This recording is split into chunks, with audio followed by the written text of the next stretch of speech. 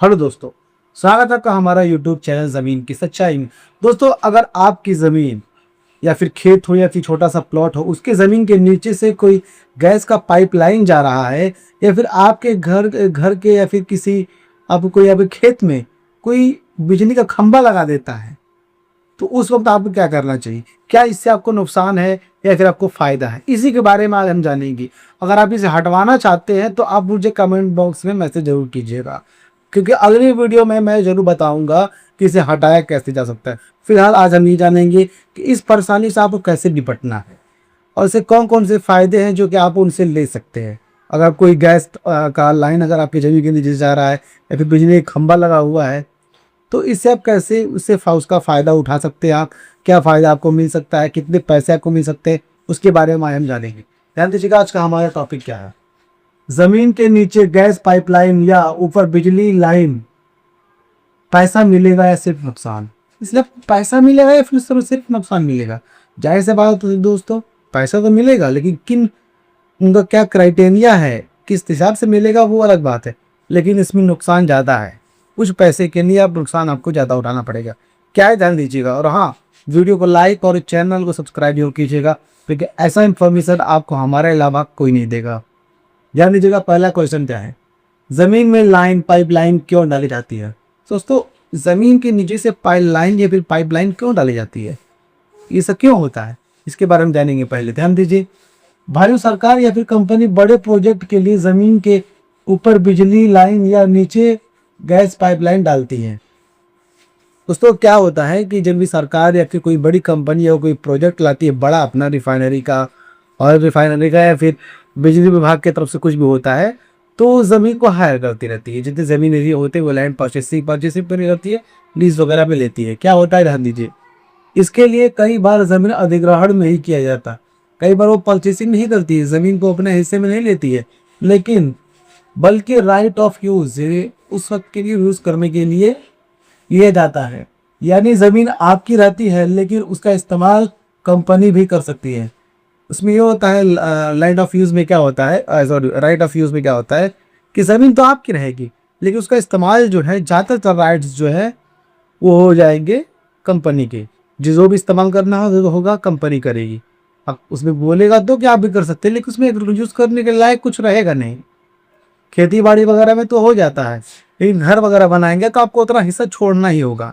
वो जितना हिस्सा जितने भी हिस्से में अगर गैस का पाइपलाइन गया हुआ है, आप अगर अक्सर देखा होगा पीला खंभा लगा होता है छोटा सा, 2 फुट 3 फुट पर जमीन पे, तो वो उतना एरिया पे आप कंस्ट्रक्शन नहीं करा पाएंगे, कोई पक्की चीज़ें नहीं बना पाएंगे। ये उसमें उसके क्राइटेरिया में होता है। यहीं से शुरू होता है असली खेल, यहीं से असली खेल शुरू होता है।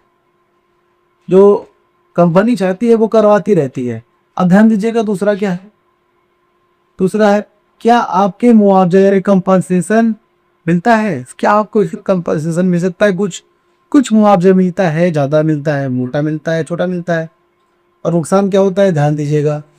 सबसे बड़ा सवाल, पैसा मिलेगा या नहीं? जाहिर सी बात है, हाँ, कई मामलों में मुआवजा मिलता है, कई मामलों में मुआवजा मिलता है, लेकिन ये डिपेंड करता है कि प्रोजेक्ट क्या है, बिजली लाइन है या गैस पाइपलाइन। लेकिन ये भी डिपेंड करता है कि जो प्रोजेक्ट है वो है किस चीज़ का, बिजली के लाइन का है या कोई गैस पाइपलाइन का है, और आपने कागज़ पर क्या साइन किया है, और आपने जो साइन किया है, जो एग्रीमेंट हुआ है आपकी उस कंपनी या फिर सरकार के बीच में, उसमें लिखा क्या है, ये भी डिपेंड करता है। क्योंकि कई लोग तो बिना सोचे समझे साइन कर देते हैं, और उस साइन की वजह से क्या परेशानी हो सकती है आप समझ ही रहे होंगे। बहुत ही ज़्यादा परेशानी होता है। आगे क्या है, कई लोग बिना समझे समझे साइन कर देते हैं और बाद में कुछ नहीं मिलता। याद रखना, साइन करने से पहले समझना जरूरी है। कई लोग जो है बिना सोचे समझे साइन कर देते हैं, लेकिन याद रखिएगा, बिना सोचे समझे, बिना पढ़े, बिना जो लिखा हो उसको समझे साइन कभी नहीं करना चाहिए। क्या पता हो आपकी ज़मीन को हड़पने का उस पर लिखा हो, आप जो है साइन कर दे, काम हो गया, फिर आपका परेशानी बढ़ सकती है भाई। आगे क्या है, जमीन पर क्या क्या पाबंदियां लगती है? अब जमीन पर ऐसे कौन कौन से पाबंदियां हैं जो आपको रुकावट बन सकती हैं? ध्यान दीजिएगा, पाबंदियां क्या है जो आपको नहीं करना होता है। क्या है, आप उस जगह पर घर नहीं बना सकते। जाहिर सी बात है, मैंने आपको शुरू में क्लियर कर दिया था, आप उस जगह पर कोई भी घर या फिर कंस्ट्रक्शन वगैरह नहीं कर सकते, या इनफैक्ट बाउंड्री तक भी नहीं कर सकते। आपको वो एरिया आपको खुला रखना होगा, उसके ऊपर फर्श भी नहीं बना सकते आप, ईंटा नहीं बिछा सकते आप, जो भी रहेगा वो टेम्प्रोरी आप बना सकते हैं। कोई भी चीज़ें आप परमानेंट नहीं कर सकते उस पर।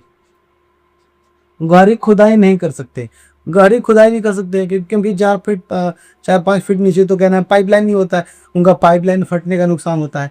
अगर पाइपलाइन फट गया गैस का या फिर तेल का, तो भाई साहब भारी नुकसान हो सकता है। आपके लैंड से भी ज़्यादा उसमें जो आपकी ज़मीन उससे भी ज़्यादा उसकी कीमत की इसमें तेल या फिर गैस बह रहे हैं इसमें। कुछ मामलों में खेती भी सीमित हो जाती है, कुछ मामलों में तो खेती भी सीमित हो जाती है कि आपको उस एरिया में जिस एरिया में बिजली खंभा या फिर तार वगैरह गया हुआ है, उस साइड में आपको खेती वगैरह भी नहीं करना है। ये हाल हो जाता है, यानी कि उल्टा नुकसान है, फायदा कुछ नहीं, छोटा मोटा अमाउंट मिलेगा, कुछ फायदा नहीं होता। यानी जमीन आपकी लेकिन पूरी आज़ादी नहीं, यानी कि जमीन आपकी रहेगी लेकिन पूरी आज़ादी आपको नहीं रहेगी। उसको आपको क्या करना है, कब क्या करना है, क्या नहीं करना है, वो सारी चीज़ें कंपनी चुनेगी आपको क्या करना है या नहीं। आगे है, अगर नुकसान हो रहा है तो क्या करें। अगर हमारे जो नुकसान हो रहा है तो क्या करना चाहिए, ऐसे कौन से तरीके हैं जिससे आप अपना बचाव कर सकते हैं। ध्यान दीजिएगा, संबंधित कंपनी या फिर डिपार्टमेंट में शिकायत करो। जो भी संबंधित कंपनी है, जिस कंपनी का है वो, या फिर सरकारी है तो उसके डिपार्टमेंट में आपको शिकायत करना होगा। अपने कागज एग्रीमेंट या फिर नक्शा चेक करो। आपने जो भी एग्रीमेंट साइन किया है, जो नक्शा साइन किया है, जो भी नक्शे से गया हुआ पाइपलाइन, उसको चेक करो क्या है, कोई दिक्कत तो नहीं है उसमें।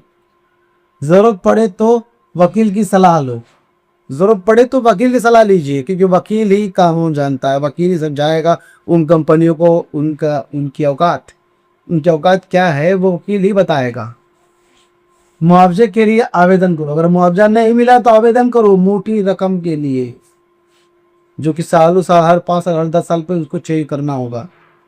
याद रखना, जिसे अपने हक का पता है वही पैसा लेता है।